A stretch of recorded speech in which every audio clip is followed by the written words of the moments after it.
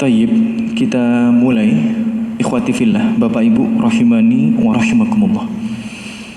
Assalamualaikum warahmatullahi wabarakatuh. Alhamdulillah. Alhamdulillahilladzi waffaqana ala ta'atih wa arsyadana ila sabili rusydi.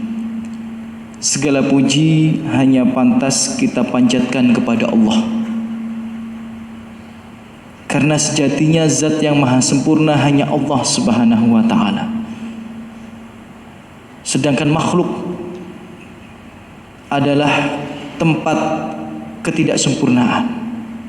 Maka yang pantas mendapatkan pujian hanyalah Allah Jalla Jalaluh, yang telah memberikan nikmat begitu banyak kepada kita, yang berkat taufik dari Allah kita dimudahkan dalam rangka melaksanakan ketaatan. Dan karena hidayah dari Allah, kita bisa merasakan nikmatnya iman, nikmatnya Islam, nikmatnya membedakan mana itu tauhid, mana itu syirik, mana itu sunnah, mana itu bid'ah. Itu nikmat yang luar biasa, yang hendaknya kita mensyukuri hal tersebut. Bapak Ibu rahimani wa rahimakumullah. Insyaallah pada kesempatan yang mulia ini, di rumah Allah yang mulia ini, kita akan belajar bersama mengkaji tema yang cukup urgent, ya, cukup penting, dan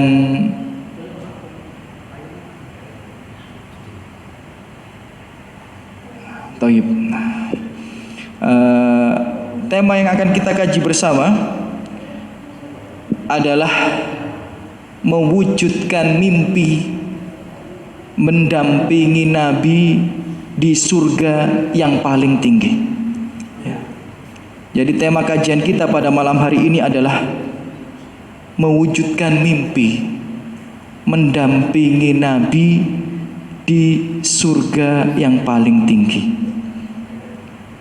Sebelum kita mulai kajian kita pada malam hari ini, kita buka kajian kita pada malam hari ini, Bapak Ibu, saya berdoa semoga semua yang hadir di sini dibalas oleh Allah dengan sebaik-baiknya balasan, diangkat derajatnya, dan menjadi sebab bergugurnya dosa di sisi Allah Subhanahu wa taala. Amin ya rabbal alamin.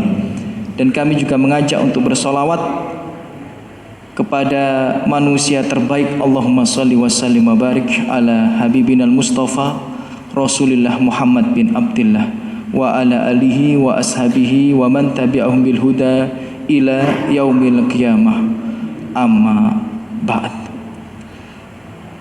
Tayyib, Bapak Ibu rahimani wa rahimakumullah. Jika kita mencoba mengkaji tema mewujudkan mimpi mendampingi Nabi alaihissalatu wassalam di surga yang paling tinggi, maka Bapak Ibu perlu diketahui kesuksesan terbesar seorang hamba, kesuksesan terbesar seorang muslim, seorang mukmin adalah ketika ia melangkahkan kakinya di surga Allah Subhanahu wa taala. Itu kesuksesan terbesar. Bukan jabatan, bukan tempat tinggal yang megah, bukan mobil yang mewah, bukan harta yang melimpah. Bukan itu tolak ukur kesuksesan sejati seorang muslim. Tapi kesuksesan yang paling besar adalah ketika dia melangkahkan kakinya masuk surga Allah Subhanahu wa taala. Dan itu sebagaimana firman Allah di surat Ali Imran. Allah berfirman, a'udzubillahi minasyaitonirrajim, faman zuhziha 'anin nar. Dan barang siapa diselamatkan dari siksa api neraka, yang siksa paling ringan itu manusia dipaksa menginjakkan kakinya di bara api neraka, otaknya mendidih. Itu siksa yang paling ringan. Otak mendidih. Bagaimana perutnya? Bagaimana kakinya yang lebih dekat daripada bara api neraka itu? Itu siksa yang paling ringan. Maka kesuksesan yang terbesar adalah ketika seorang mukmin selamat daripada siksa yang begitu dahsyat di neraka itu dan dimasukkan ke dalam surga. Faman zuzi'a 'anil nar, barang siapa yang diselamatkan dari siksa api neraka, wa udkhilal jannah, dan dimasukkan ke dalam surga, faqad faz, maka dia adalah orang yang beruntung, maka dia adalah orang yang sukses. Dan yang mengatakan sedemikian adalah Allah Subhanahu wa ta'ala. Yang mengatakan sedemikian adalah Allah Subhanahu wa ta'ala. Jadi siapa yang selamat dari siksa api neraka, dimasukkan ke dalam surga, dia adalah orang yang paling sukses, dia adalah orang yang paling beruntung, ya, versi Allah Subhanahu wa ta'ala. Bapak Ibu rahimani wa rahimakumullah, ketika kita insya Allah dimasukkan ke dalam surga, itu adalah keberuntungan yang begitu besar. Itu adalah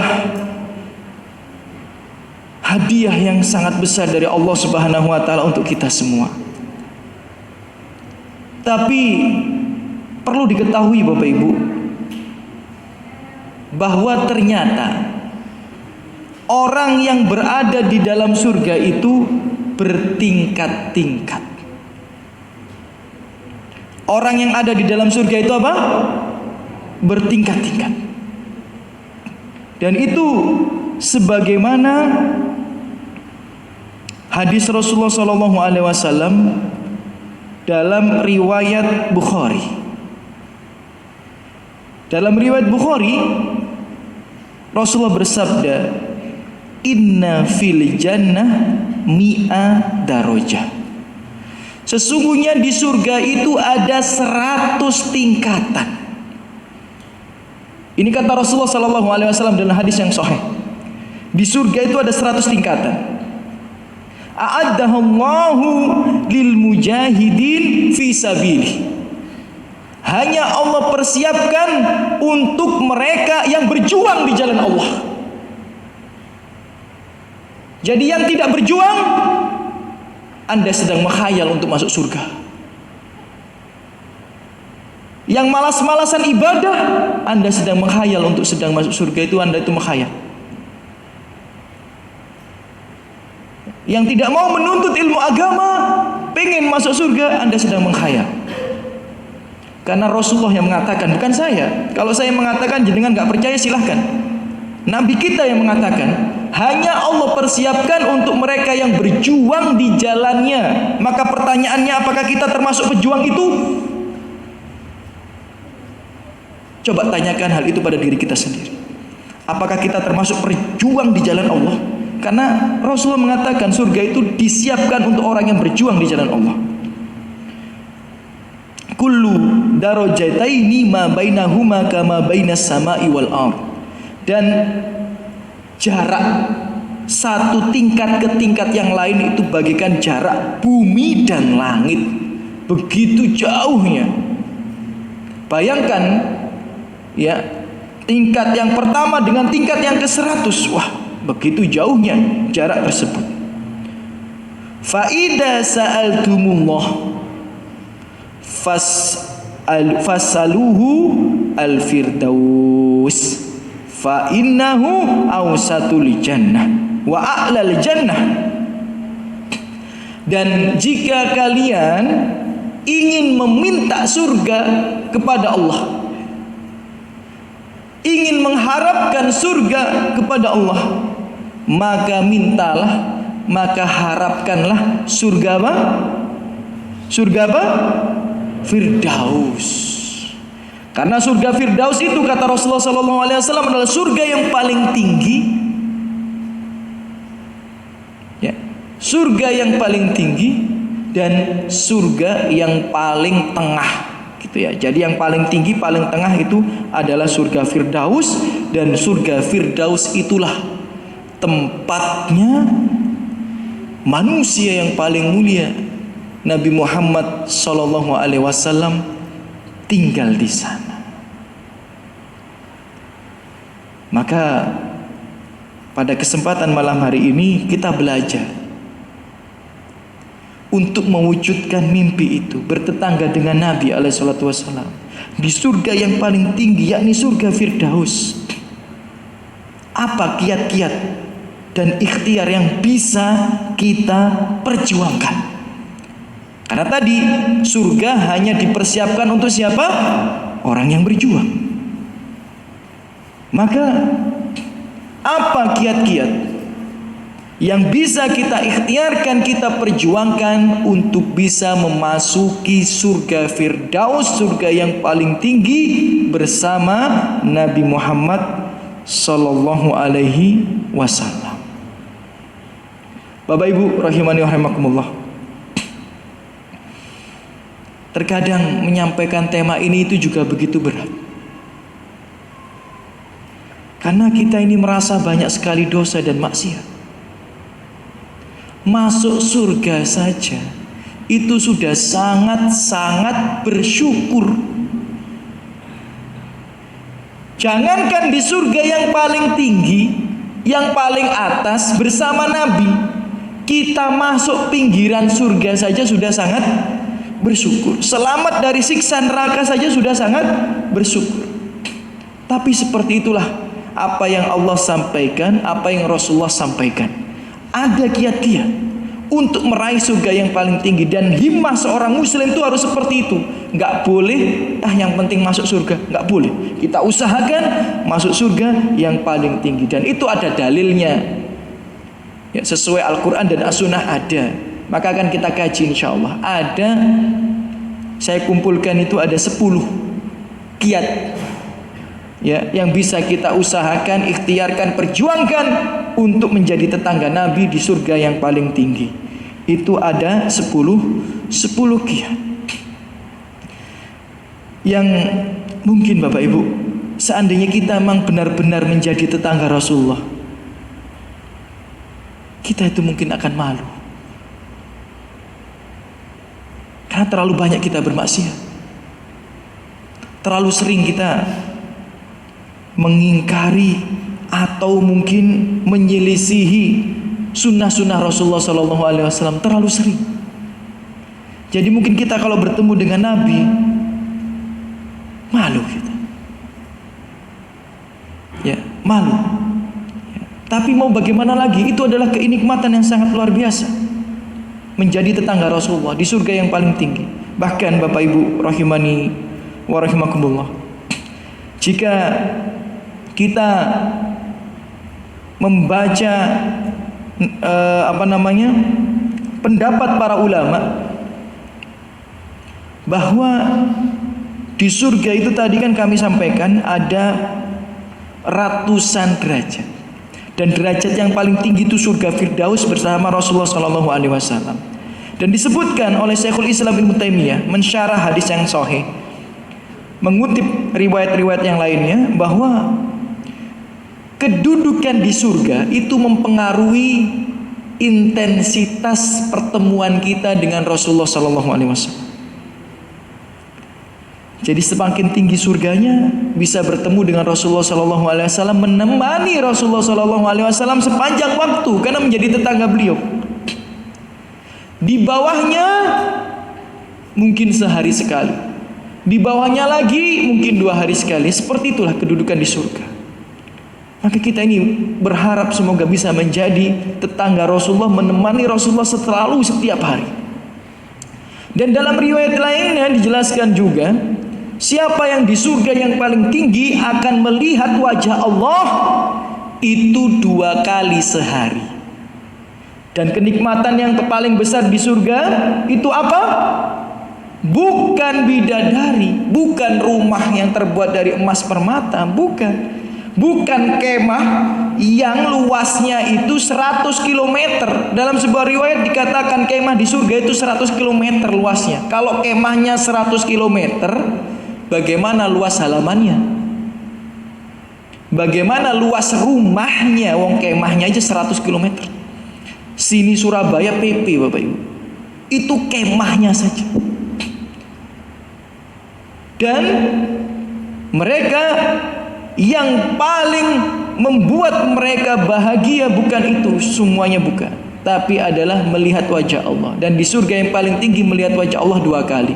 Di bawahnya sehari sekali, di bawahnya 2 hari sekali, dan seterusnya dan seterusnya. Ya, maka kita ini mengejar surga yang paling tinggi. Apakah bisa? Bisa, karena sudah diajari kiat-kiatnya. Tinggal kita mau memperjuangkannya atau tidak. Sedangkan surga hanya diperuntukkan untuk mereka yang berjuang. Sekali lagi saya sampaikan, surga ini hanya disiapkan untuk mereka yang berjuang. Yang malas-malasan, Anda sedang menghayal untuk masuk surga. Kenapa? Karena Allah berfirman di surat Ali Imran, am hasibtum an tadkhulul jannah, apakah kalian mengira bisa masuk surga dengan mudah? Kata Allah, walamma ya'lamillahu alladhina jahadu minkum wa ya'lamas sabirin. Dan Allah belum melihat siapa di antara kalian yang berjuang, dan Allah belum melihat siapa di antara kalian yang benar-benar bersabar. Jadi seolah-olah Allah ini mengabarkan kepada kita, kalau kalian pengen masuk surga, berjuanglah, bersabarlah. Dan ini 10 kiat yang bisa kita ikhtiarkan, bisa kita perjuangkan untuk bukan hanya sekedar masuk surga, tapi masuk surga yang paling tinggi, menjadi tetangga Nabi alaihi salatu wassalam. Nah, yang pertama, Bapak Ibu, ya, kiat yang pertama agar bisa menjadi tetangga Nabi di surga yang paling tinggi adalah taat dan ittiba kepada Rasulullah Sallallahu Alaihi Wasallam. Ya. Jadi supaya bisa menjadi tetangga Nabi di surga yang paling tinggi, yang pertama itu adalah taat dan ittiba. Ittiba itu artinya apa? Mengikuti jejak Rasulullah Shallallahu Alaihi Wasallam dalam beragama, mengikuti jalan beliau dalam beribadah kepada Allah, mengikuti petunjuk beliau untuk menjadi seorang muslim yang benar. Ya, jadi taat dan ittiba. Ittiba itu artinya mengikuti pada Rasulullah Shallallahu Alaihi Wasallam. Dalilnya mana? Di surat An-Nisa ayat yang ke-69. Di surat An-Nisa ayat yang ke-69 Allah berfirman, wa may yuti'illaha war rasula, siapa yang taat kepada Allah dan Rasulullah sallallahu alaihi wasallam.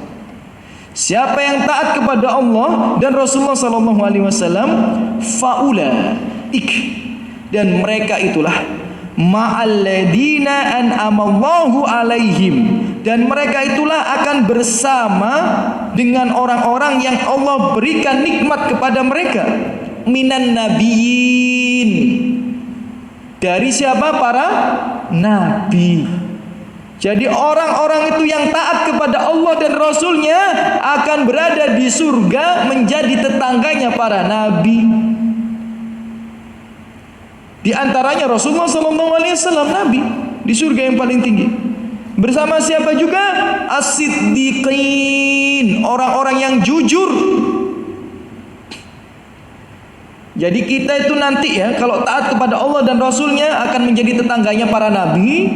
Di antaranya Rasulullah SAW, dan juga tetangganya orang-orang jujur. Orang-orang jujur gimana? Orang-orang yang tidak hanya bertakwa ketika di hadapan manusia saja, tapi ketika dia menyendiri di hadapan Allah, dia juga bertakwa. Bukan ketika ada manusia dia semangat ibadah, bukan ketika ada manusia dia pakai baju koko, pakai sarungnya, pakai gamisnya, sholat sunnahnya dijaga. Kapan? Ketika dilihat manusia. Ketika tidak ada manusia yang melihatnya, tidak ada batasannya dengan maksiat. Digunakan itu gadgetnya untuk hal-hal yang bermaksiat. Kalau sendiri di rumah sama istrinya sama anaknya, malas ibadah itu. tahajud nggak pernah, ya, ngomongnya sudah sembarangan. Padahal kalau ketemu orang ngomongnya lembut, nggak pernah ngomong kasar. Di rumah udah beda lagi. Nah ini bukan orang jujur namanya. Jadi orang jujur itu adalah orang yang menjaga ketakwaannya, baik di hadapan manusia maupun ketika sendiri di hadapan Allah Subhanahu wa taala. Kemudian wasyuhada, tetangganya para nabi itu juga orang-orang yang mati syahid di jalan Allah, wassalihin, dan orang-orang yang soleh. Ya, jadi kiat yang pertama untuk menjadi tetangga Nabi alaihi salatu wassalam di surga yang paling tinggi adalah taat. Taat kepada Rasulullah dan juga ittiba. Kenapa? Karena dalam sebuah hadis yang sahih riwayat Bukhari juga, Rasulullah bersabda, kullu ummati yadkhulunal jannah illa man aba. Setiap umatku itu pasti masuk surga, kata Rasulullah, kecuali mereka yang enggan. Qila wa man ya'ba ya Rasulullah? Siapa yang enggan ya Rasulullah? Man ata'ani dakhalal jannah. Siapa yang taat kepadaku dia akan masuk surga. Wa man asani, siapa yang menyelisihiku dia akan dimasukkan ke dalam neraka. Jadi taat dan ittiba, mengikuti petunjuk Nabi alaihi salatu wassalam, itu adalah cara yang pertama supaya bisa menjadi tetangga Nabi di surga yang paling tinggi, mewujudkan impian kita ini. Bapak Ibu rahimani wa rahimakumullah, jika kita mengucapkan kalimat aku taat kepada Nabi, aku ittiba kepada Nabi, itu gampang Bapak Ibu. Gampang sekali, itu kalimat yang mudah untuk diucapkan. Kamu taat gak kepada nabimu? Ya taatlah. Kamu ittiba gak kepada nabimu? Ya ittiba lah. Gampang. Mengucapkan kalimat ini tuh begitu mudahnya. Tapi faktanya ini ya, yang mengamalkannya sedikit. Ya. Yang mengucapkannya begitu banyak. Semua umat Nabi mereka mengaku taat dan ittiba kepada nabinya, semuanya. Tapi faktanya yang mengamalkan benar-benar taat dan ittiba berapa orang? Hanya sebagian kecil. Kalau nggak percaya, kita berikan misal. Ya. Ini adalah Quran. Ya.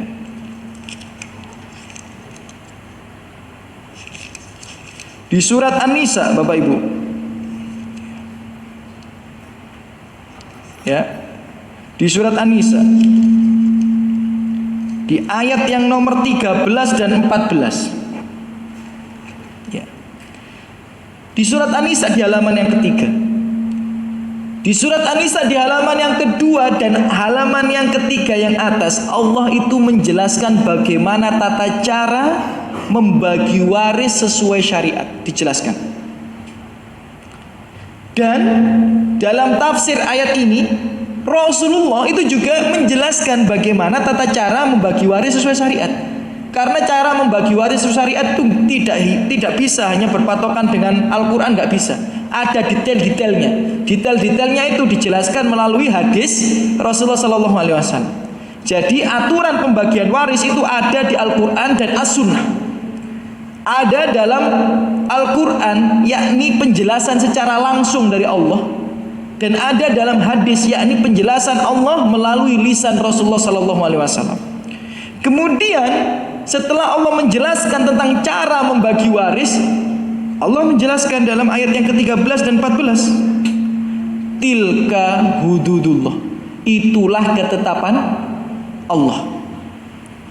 Wa may yuti illa wa rasulah yudkhilhu jannatin tajri min tahtihal anhar khalidina fiha.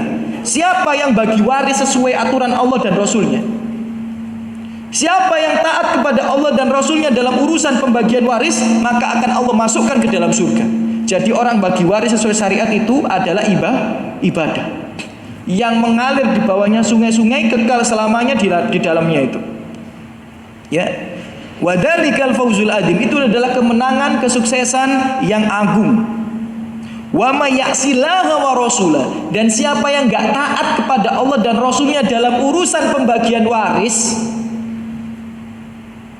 wa yata'adda hududahu, bahkan mereka mengingkari hukum Allah dan Rasulnya, yudkhilhu naron khalidan fiha, mereka bisa dimasukkan ke dalam neraka, kekal selama-lamanya di dalamnya.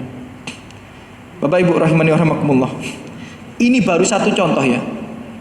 Ternyata untuk bisa dikatakan orang itu taat kepada Allah dan Rasulnya, ya harus bagi waris sesuai syariat. Pertanyaannya, banyak mana masyarakat kita ini yang bagi waris sesuai syariat sama tidak sesuai syariat? Banyak yang tidak bagi waris sesuai syariat. Berarti dia tidak taat kepada Rasul. Padahal kalau ditanya apakah kamu taat kepada nabimu, dia jawab iya. Tapi faktanya tidak. Saya kasih contoh. Ketika bapak kita dulu masih hidup ngomong kepada kita seperti ini, "Nak, rumah ini buat adikmu ya. Adikmu kan perempuan, kamu laki-laki. Rumah ini buat adikmu. Nah, kamu tak bagian tanah saja sebelah sana. Ya, ini rumah ini buat adikmu aja, karena adikmu perempuan. Ya, kamu laki-laki, kamu yang kerja, kamu yang cari nafkah, nah kamu bagianmu tanah saja. Rumah ini kalau aku mati buat adikmu." Ini kalau kita taat kepada Allah dan Rasulnya. Saya ulang sekali lagi ya. Kalau kita taat kepada Allah dan Rasulnya, tidak akan kita tunaikan wasiat itu. Karena menyelisih aturan Allah, menyelisih aturan Rasulullah. Kan Rasulullah mengatakan, "Innallaha qad a'ta kulla haqqin haqqah." Allah itu telah membagi waris, membagi bagian wasiat dan juga hibah itu, setiap orang itu punya haknya masing-masing, sudah diatur. Ya, warisan, wasiat, hibah itu sudah diatur oleh Allah Subhanahu wa taala. Salah satu aturan itu adalah fala wasiyata li waris. Ahli waris tidak boleh mendapatkan wasiat. Loh, yang mengucapkan ini Rasulullah, Nabi kita, bukan saya. Jadi kalau jenengan ya menyelisihi ini, jenengan bukan menyelisih saya. Jenengan sedang menyelisih Nabi jenengan. Jadi Rasulullah yang mengatakan fala wasiyata li waris. Ahli waris itu nggak boleh mendapat wasiat.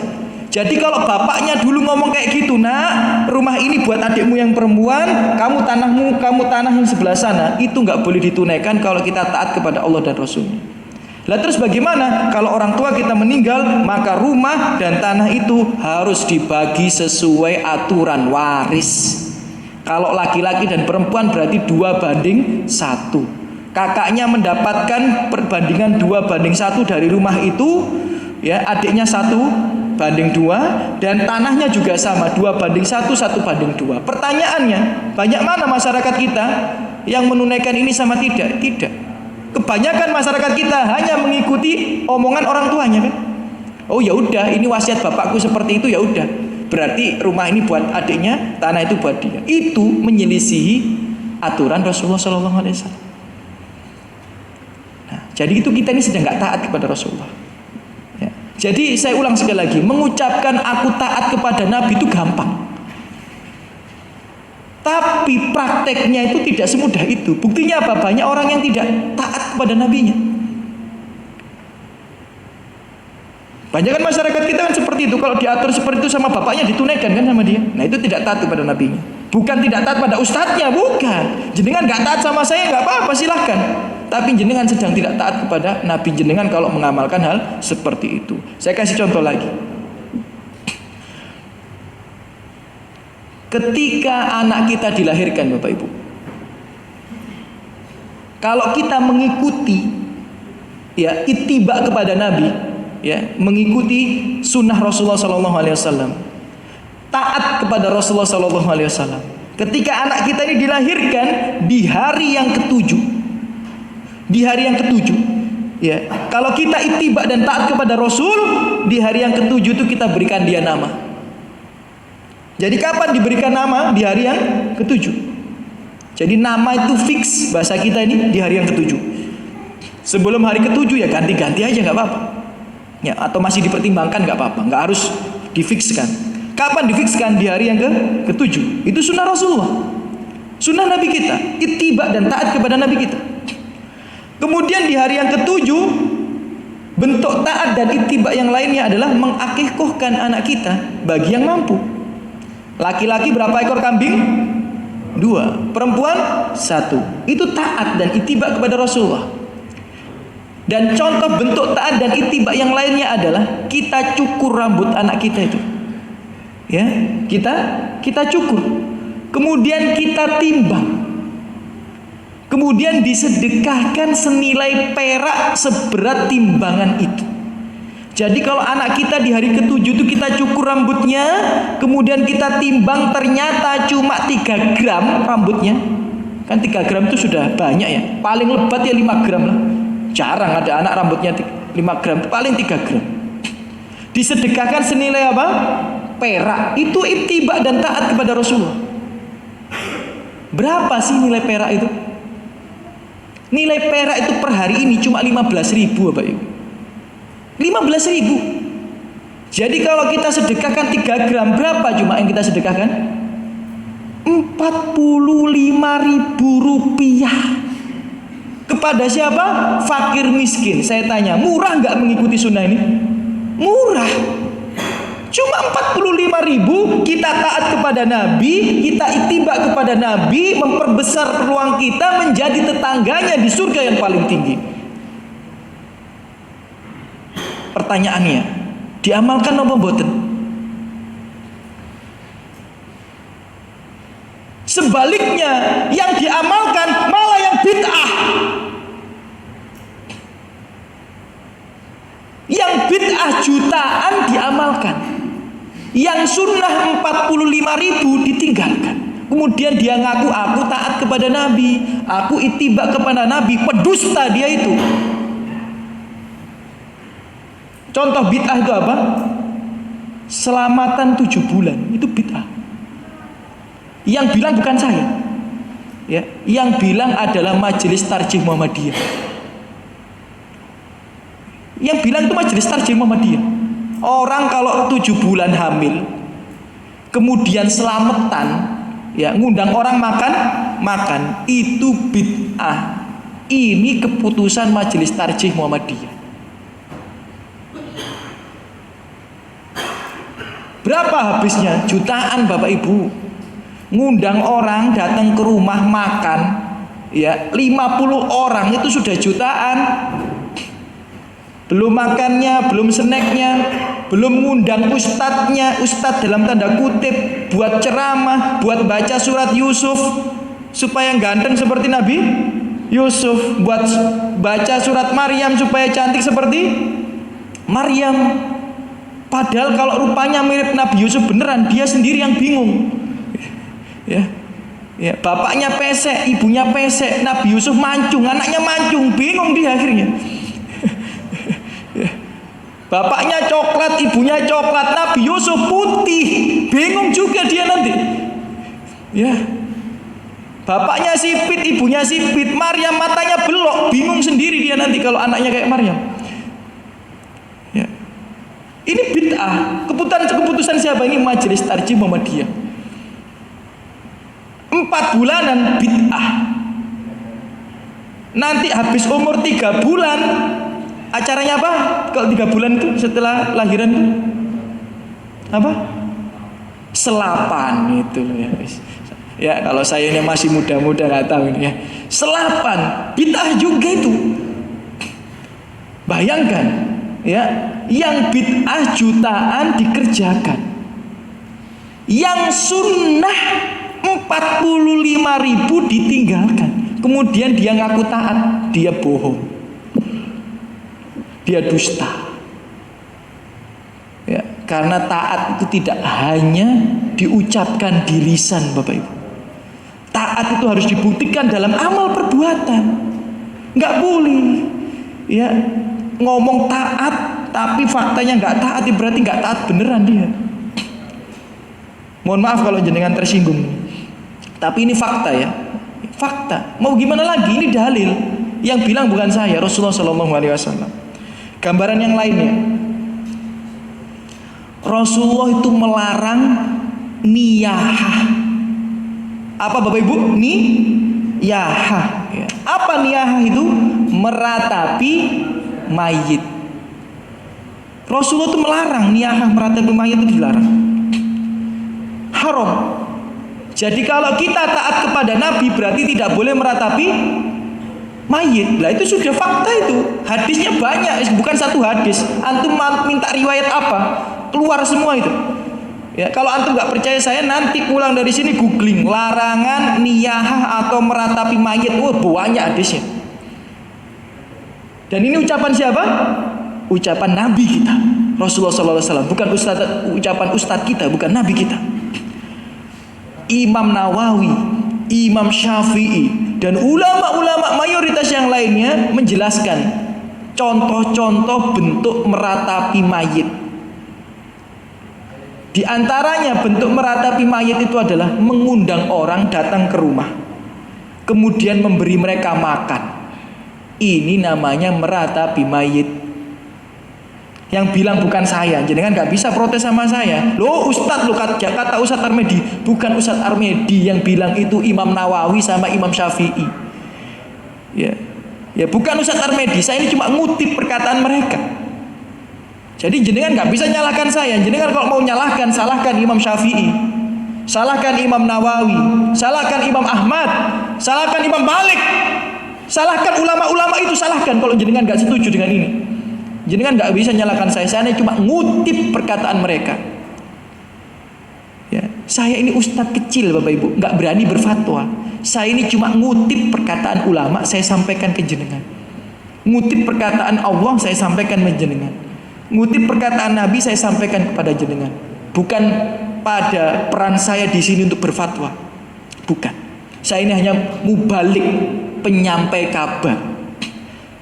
Nah, Imam Syafi'i, Imam Nawawi, dan imam-imam yang lainnya mayoritas ulama mengatakan kalau jenengan ngundang orang ke rumah, ngasih makan, ya ini sudah bentuk meratapi mayit.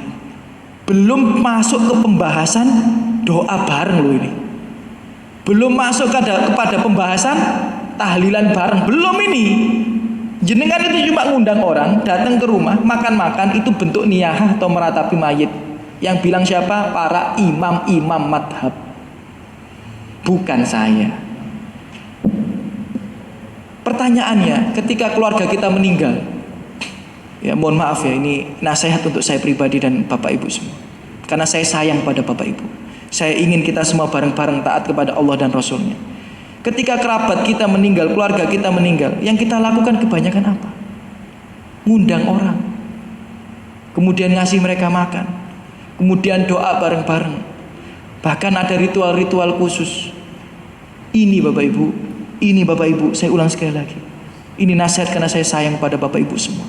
Ini bentuk ketidaktaatan kita kepada Nabi kita. Dan ini bentuk ketaatan kita kepada manusia. Karena kita melakukan hal itu karena manusia. Karena gak enak kalau diomongin tetangga, gak enak kalau diomongin keluarga.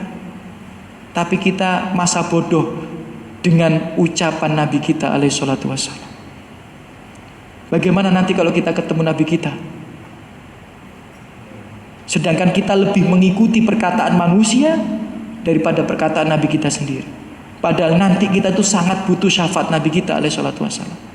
Di saat kita kehausan, yang memberikan kesempatan kita minum di telaga Kausar itu Rasulullah. Di saat kita dijemur di padang mahsyar, yang mendoakan kita supaya kita selamat itu Rasulullah. Di saat kita mau menyeberangi Sirat, yang sudah duluan di seberang jembatan mendoakan kita siapa? Istri kita, bukan bapak, bukan. Istri kita sibuk dengan urusannya sendiri-sendiri. Suami ibu, bukan ibu. Suami ibu lupa dengan ibu. Anak kita tidak, lupa anak kita dengan kita. Orang tua kita lupa, teman kita lupa semuanya. Yauma yafirul mar'u min akhi. Pada hari itu saudara lupa dengan saudaranya. Wa ummihi wa abi, lupa dengan ibunya, lupa dengan bapaknya. Wa sahibatihi wa bani, lupa dengan suaminya, dengan istrinya, dengan anak-anaknya, hanya mengurusi dirinya sendiri. Siapa yang ingat dengan kita? Tetangga kita tidak. Yang ingat dengan kita hanya Nabi. alaihi salatu wasallam di ujung jembatan. Ketika kita mau menyeberang, beliaulah yang akan mendoakan kita. Jadi setiap nabi itu mendoakan umatnya masing-masing. Pertanyaannya, kita pantas nggak didoakan ketika kita hidup di dunia taat pada omongan manusia tapi tidak taat kepada beliau alaihi salatu wasallam?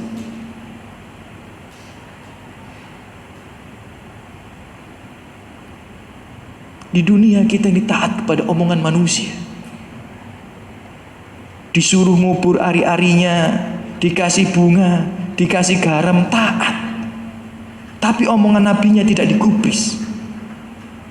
Kemudian kita nanti mengemis syafaat di hari kiamat. Pantaskah kita mendapatkan syafaat itu? Tanyakan pada diri kita sendiri. Maka mengucapkan kalimat taat dan ittiba kepada nabi itu gampang. Tapi prakteknya butuh perjuangan. Ya, saya ulang sekali lagi, mengucapkan kalimat taat dan ittiba kepada nabi itu gampang. Tapi prakteknya itu yang memang butuh perjuangan. Maka pertanyaan yang kita ini sudah benar-benar taat, sudah benar-benar ittiba kepada Nabi alaihi salatu wasallam apa tidak? Ataukah selama ini kita ini cuma mengaku taat dan ittiba saja? Jadi itu kiat yang pertama. Ya, taat dan ittiba kepada Nabi. Kiat yang kedua, Bapak Ibu rahimani wa rahimakumullah, agar kita bisa mewujudkan mimpi kita bertetangga dengan Nabi alaihi salatu wasallam di surga yang paling tinggi. Kiat nomor dua adalah mencintai Rasulullah dengan sebenar-benarnya. Itu kiat yang nomor dua.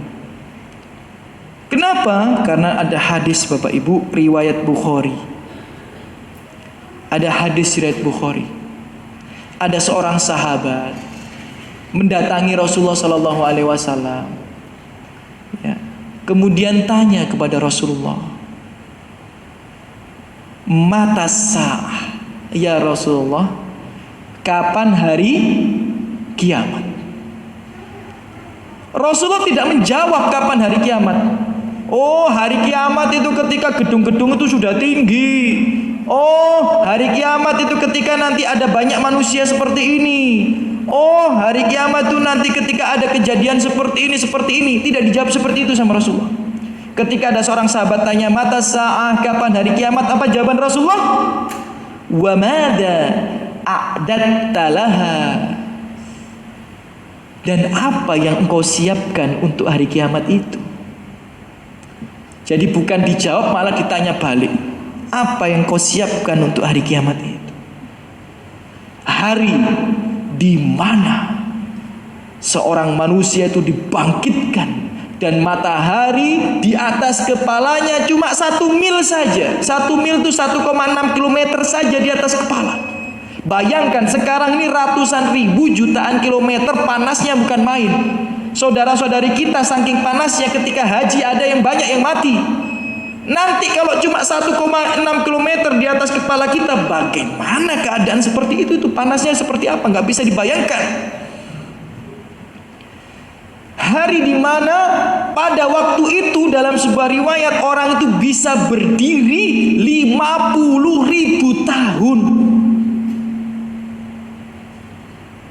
Kemudian setelah 50.000 tahun Nabi Muhammad berdoa meminta semoga padang mahsyar itu diselesaikan. Maka orang-orang dengan doa Rasulullah SAW yang diijabah ini digeser berbondong-bondong ya ke telaganya nabinya sendiri-sendiri, di mana orang yang berbuat bid'ah tidak akan bisa minum di telaga Nabi Rasulullah SAW. Yang di dunia alah gak apa-apa lah bid'ah dikit daripada diomongi tonggo, itu nanti di sana gak akan bisa minum di telaga Nabi Muhammad SAW. Bukan saya Bu yang mengatakan, Rasulullah dalam hadis yang sahih riwayat Muslim ya, ketika orang berbondong-bondong datang, banyak di antara mereka dihalangi oleh malaikat. Nabi komplain, "Loh, kenapa kamu halangi? Kan mereka umatku." Kata malaikat, "Kamu tidak tahu apa yang mereka lakukan sepeninggalmu." Dijelaskan karena mereka telah membuat ya agama yang baru atau aturan agama yang baru sepeninggalmu. Jadi orang-orang yang berbuat bid'ah itu nanti ketika digeser berbondong-bondong, sudah dicaring, dijemur 50.000 tahun, pengen minum dihalangi. Dan Rasulullah mengatakan ya pantas mereka mendapatkan hal itu. Jadi nggak dikasih syafaat, enggak. Ya sudah, mereka dihalangi ya dihalangi. Apakah selesai? Belum. Setelah itu kita akan masuk pengadilan Allah. Setelah itu kita akan masuk penimbangan Allah. Dan setelah itu kita akan memasuki fase di mana kita dibangkitkan bersama orang yang kita cintai. Kemudian tempatnya begitu gelap dan orang itu hanya bisa keluar dengan cahaya keimanan dan ketakwaannya. Dan ada orang tak bisa tersesat di tempat yang gelap itu 50.000 tahun lamanya. Setelah dia keluar dari tempat itu, apakah selesai? Belum. Di hadapannya terbentang sirat, di bawahnya jahanam. Puluhan ya kait dari besi siap menarik dia untuk jatuh ke bawah neraka. Setelah dia menyeberangi sirat, seandainya dia sukses, apakah sudah selesai? Belum. Dia akan berada di tempat dinamakan kontoroh. Dan di kontoroh itu seseorang itu tidak diperkenankan memasuki surga sebelum urusannya dia dengan manusia itu selesai. Maksudnya apa? Kalau dia dulu di dunia hutang gak bayar, dulu di dunia dia suka gibah, suka fitnah, suka mencerca manusia, dia tidak diperkenankan masuk surga sebelum urusannya ini selesai. Maka ada hadis riwayat Muslim yang tentang muflis itu, ya kan? Ada hadis riwayat Muslim yang tentang muflis itu. Orang membawa pahala yang begitu banyak, yang merasa akan panen pahala, panen nikmat nanti ketika masuk surga, ditahan. Dan berbondong-bondong manusia baris meminta keadilan. Kemudian satu persatu mengambil bagian daripada pahalanya, sampai semua pahalanya itu habis. Dan ternyata masih banyak orang yang berbaris berbondong meminta keadilan. Maka diambillah dosa-dosa mereka, dibebankan kepadanya dan dimasukkan ke dalam neraka. Toyib, seandainya dia selamat Ustaz, belum. Dia akan menunggu di surga.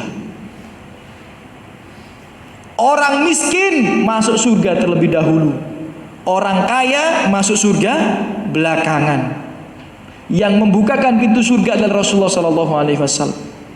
Orang kaya masuk surga belakangan 500 tahun lebih lama daripada orang miskin, kecuali dalam hadis riwayat Abu Dar, hadis riwayat Tirmidzi, kecuali mereka yang dekat dengan orang miskin. Jadi orang kaya tapi dekat dengan orang miskin, masuknya bareng orang miskin. Orang kaya soleh tapi nggak dekat dengan orang miskin, masuknya belakangan. Nah, jadi kalau jenengan pengen kaya tapi masuk surga duluan, ya, berarti jenengan kaya dan harus dekat sama orang miskin. Ini hadis riwayat Abu Dar.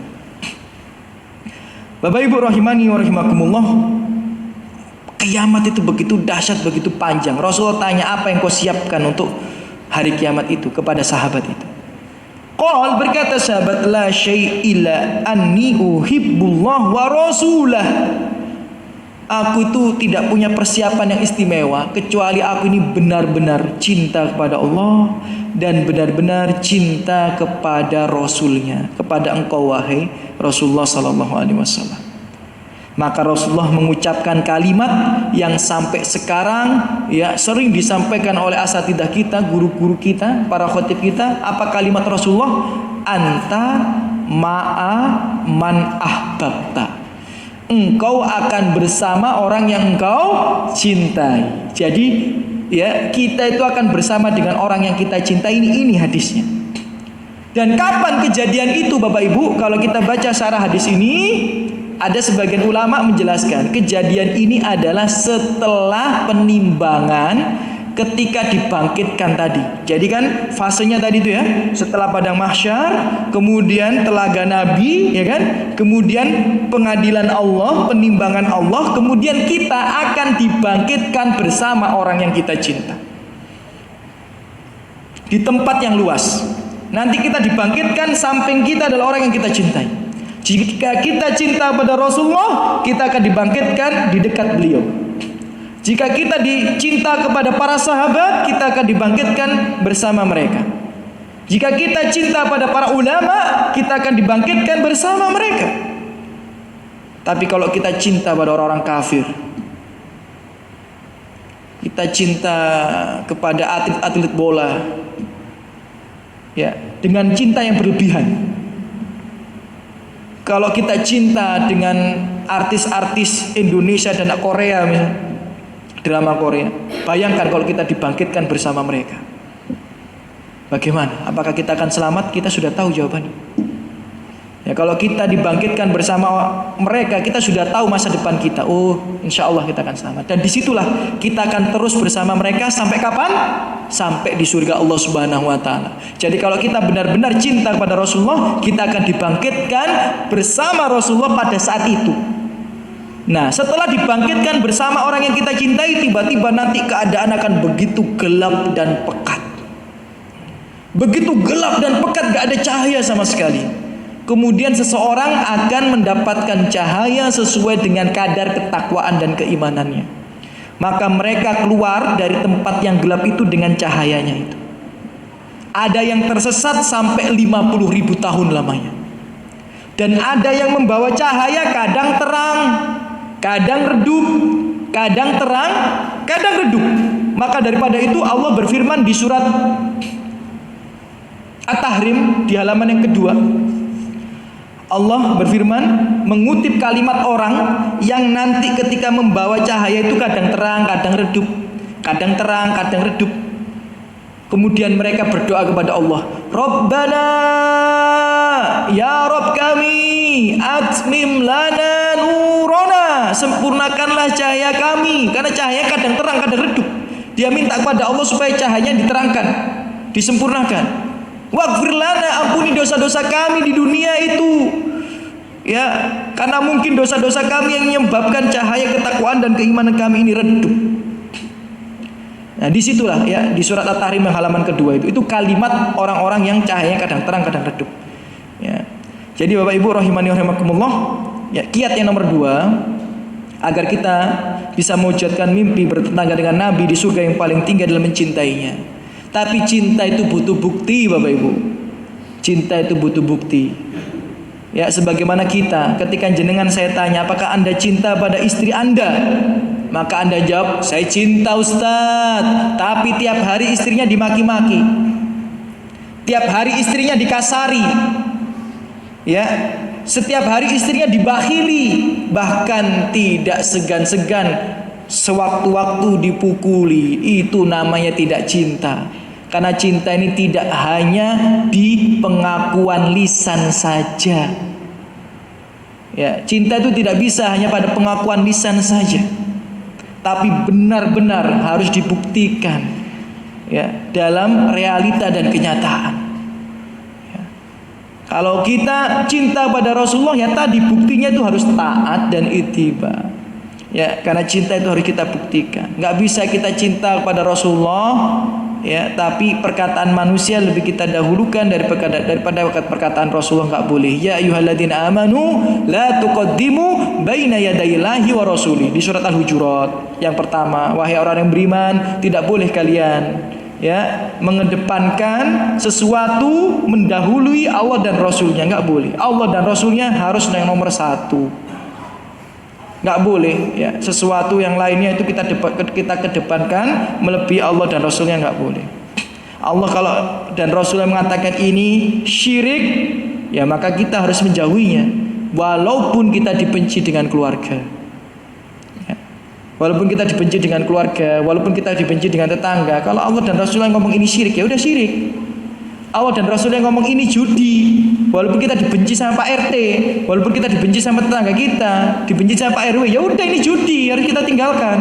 Itu bentuk cinta kita pada Allah dan Rasulnya. Contoh apa? Misal gini, bentar lagi kita 17 Agustusan ini. Kalau jenengan iuran, kemudian di iuran itu nanti ada lomba 17 Agustusan, nanti hadiah lomba itu diambil dari iuran, itu namanya judi. Bapak Ibu, judi itu membayar peluang untuk menang.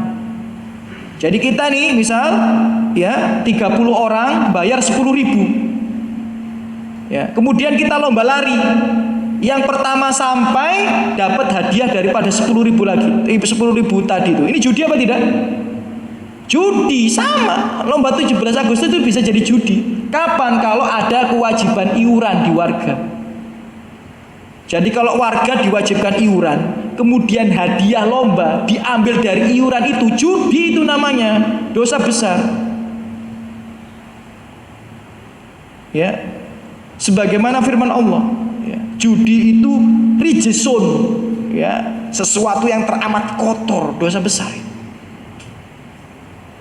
Ya. Tapi banyak nggak terjadi di masyarakat kita banyak. Lah terus solusinya Ustaz supaya nggak judi gimana? Solusinya hadiahnya diambil dari sponsor. Nah itu baru nggak judi. Ya, jadi uang iuran ini tadi cuma dipakai buat konsumsi, ya, dipakai buat peralatan lomba, ini boleh. Dibuat buat terop, boleh. Tapi hadiahnya dari sponsor. Ya, misal ini saya nih, ya. Jadi saya langsung cerita tentang fakta di lapangan saja. Diminta RT saya untuk iuran 17 Agustusan. Untuk lomba, saya tanya, iuran ini buat hadiah lomba apa tidak? Iya, buat hadiah lomba. Nah berarti nanti saya bilang ini judi nih. Nah terus gimana Ustaz supaya nggak judi gini saja? Saya yang tanggung hadiah lombanya. Berapa hadiah lombanya? 300.000? 500.000, kalau nggak sampai 500.000 saya yang tanggung itu. Yang penting paling maksimal 500.000.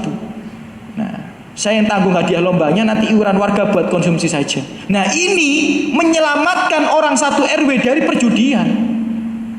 Karena kalau hadiah itu dari sponsor, dari orang satu orang saja atau dari sponsor apapun itu jadi halal. Ya itu jadi halal, bukan dari iuran. Tapi kalau kita iuran patungan, yang menang dapat uang iuran itu tadi, ya ini judi Bapak Ibu. Ya. Jadi kadang kita ini berbuat judi secara tidak sengaja karena kejahilan kita. Nah, jadi kalau taat kepada Allah dan Rasulnya ya harus menghindari hal itu. Ya. Dan banyak contoh yang lainnya. Jadi cinta pada Rasulullah itu harus dibuktikan. Nggak bisa hanya diucapan saja. Aku cinta, tapi prakteknya nggak ada. Ya. Prakteknya nggak ada. Ya, jadi harus benar-benar kita buktikan. Rasulullah mengatakan, ya nggak inat tiyaroh syirkun atau at-tiyarotu syirkun dalam riwayat. Ya tatoyur itu syirik. Apa tatoyur itu? Menganggap sial sesuatu itu syirik. Kalau kita taat kepada Allah dan Rasulnya, maka kita harus menghindari yang dinamakan tatoyur. Contoh tatoyur itu gimana? Misal ada pisang dempet, ya istri kita hamil, kita nggak boleh makan, istri kita nggak boleh makan, itu namanya tatoyur. Menganggap sial sesuatu yang nggak ada dalilnya, ini namanya apa? Tatoyur. Saya pernah kumpul dengan kerabat, pisangnya dempet, dibilang sama kerabat saya, jangan makan itu, istrimu lagi hamil, malah saya ambil pisangnya itu. Jadi pisangnya dempet, dibilang sama keluarga saya, jangan ambil itu, istrimu lagi hamil, malah tak ambil pisangnya, tak kasihkan istri, dia makan. Ya, tak suruh makan di hadapan mereka. Ya, kenapa? Itu bentuk tatoyur, nggak boleh seperti itu. Di bulan Muharram nggak ada hajatan, nggak ada nikahan, itu karena merasa nanti kalau hajatan di bulan Muharram sial, itu juga tatoyur. Ya, jadi cinta itu harus dibuktikan. Dan terakhir, yang nomor 3, ya terakhir di pertemuan ini ya, nanti insya Allah kita lanjutkan ya di pertemuan berikutnya ada 10 poin kan ya, supaya bisa mewujudkan mimpi menjadi tetangga Nabi di surga yang paling tinggi adalah memperbanyak sholat sunnah. Memperbanyak apa? Sholat sunnah. Karena ada seorang sahabat, ya, ada seorang sahabat, Bapak Ibu rahimani wa rahimakumullah, ya. Sahabatnya itu namanya Robi'ah. Hadisnya riwayat Muslim. Jadi Rasulullah itu pernah jalan sama Robi'ah. Semua kebutuhannya Rasulullah itu dipenuhi sama Robi'ah. Sandalnya diberesin, pakaiannya diberesin, wudunya disiapkan, semuanya dipenuhi sama Robi'ah. Kemudian Rasulullah bertanya pada sahabat Robi'ah, "Sal, Kamu minta apa Robi'ah? Kamu minta apa? Gitu.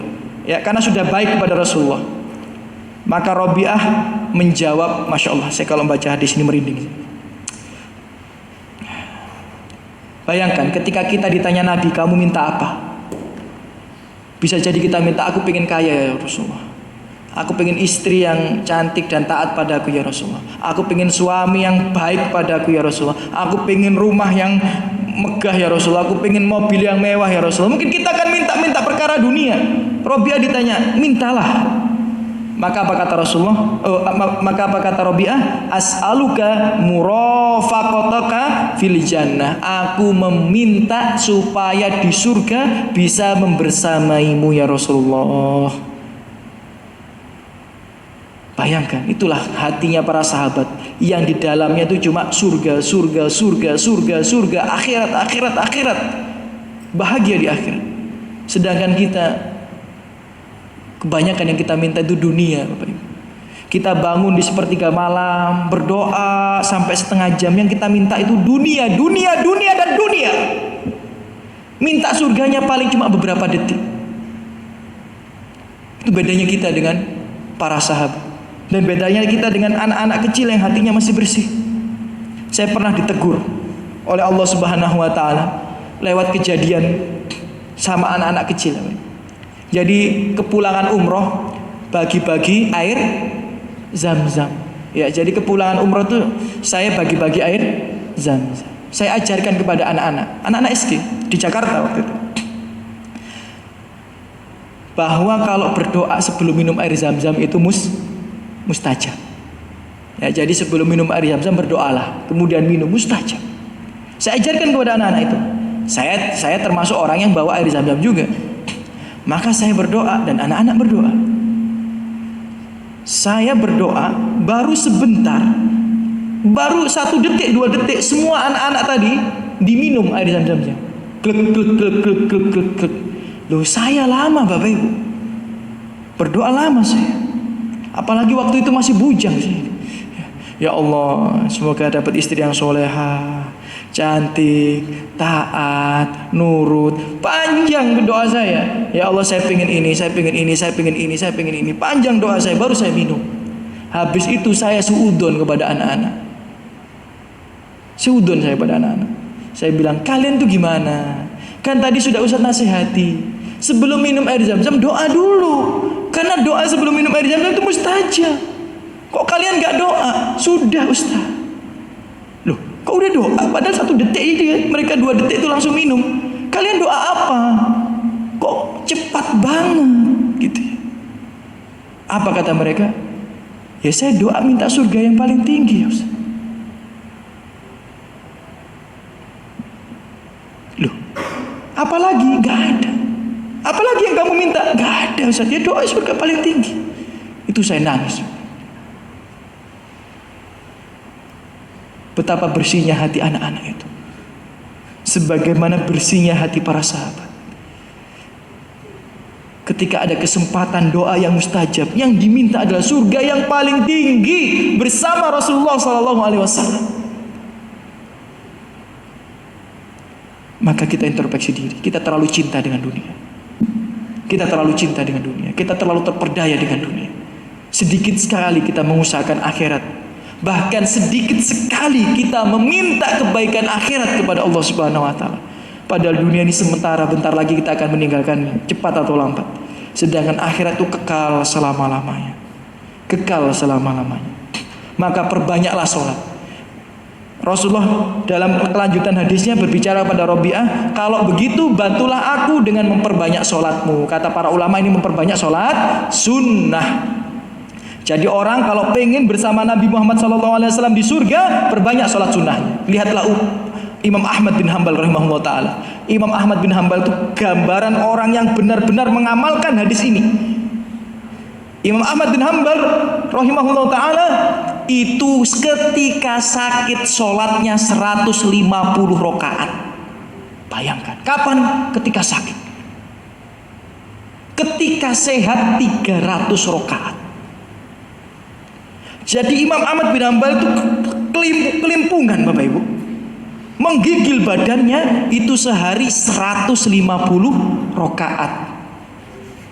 Sholat wajib dan sholat sunnahnya. Ketika sehat 300 rakaat. Lawang kita ketika sehat aja, yang rawatib ketinggalan, yang tahajud aja ketiduran, yang duha itu kesibukan, ya. Sing penting wajib gak ketinggalan. Nah itu bagaimana pengen jadi tetangganya Nabi? Kalau pengen jadi tetangganya Nabi ya seperti gambarnya Imam Ahmad tadi. Ya, semangat untuk mengerjakan sholat sunnah. Ya, jadi itu 3 poin yang bisa kita pelajari malam hari ini, Bapak Ibu. Mewujudkan mimpi bertetangga dengan Nabi di surga yang paling tinggi. Yang pertama, taat dan ittiba kepada Rasulullah. Dan itu tidak bisa hanya dengan lisan, harus dengan perbuatan. Yang kedua, cinta kepada Rasulullah SAW. Maka kita berusaha menghidupkan semua sunnah-sunnahnya. Ya, sunnah-sunnah Rasulullah itu kita hidupkan. Ya, mohon maaf. Ya, ada kisahnya Dr. Zakir Naik.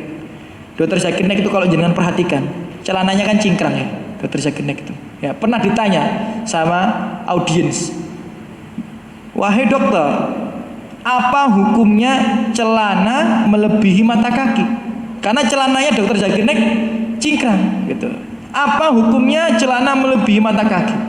Dr. Zakir Naik tidak menjawab wajib, tidak menjawab sunnah, tidak menjawab ini sunnah muakkadah, tidak menjawab ini itu baik tapi tidak dosa kalau dilakukan. Kalau maksudnya kalau ditinggalkan, maksudnya kalau celananya panjang nggak dosa, tapi kalau pendek itu baik. Dr. Zakir Naik kan jawab kayak gitu, nggak jawab hukum.